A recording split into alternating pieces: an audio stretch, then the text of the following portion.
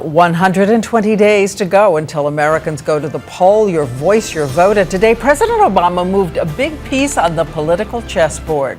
He called on Republicans to extend the Bush tax cuts for anyone making less than $250,000 a year. But he said let voters decide on tax cuts for the wealthiest Americans on Election Day. The fate of the tax cut for the wealthiest Americans will be decided by the outcome of the next election. My opponent will fight to keep them in place. I will fight to end them. The vote to come and the battle tonight, a new snapshot of the race and how much money is pouring into the Romney campaign. Romney raised a whopping $106 million in the month of June, his best month so far. President Obama raised just $71 million in June. And money will make a difference in the key battleground states where the torrent of TV ads is underway, and ABC's John Carl decided to put some of them through a fact check for us tonight. To most of us, this is what the country looks like. But to the Obama and Romney campaigns, it looks like this. Almost all of their campaigning in a dozen hotly contested states.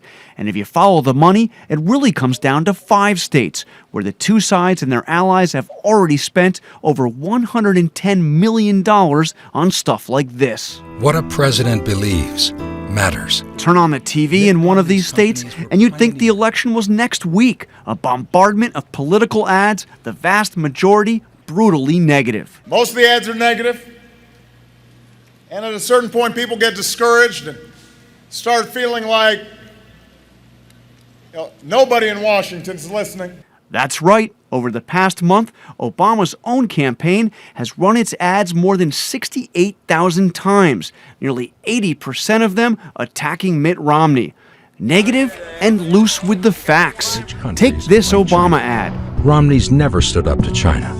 All he's ever done is send them our jobs. But that's not true. Romney's former company, Bain Capital, may have invested in companies with operations in China, but there is no evidence that they shipped any U.S. jobs there under Romney's leadership.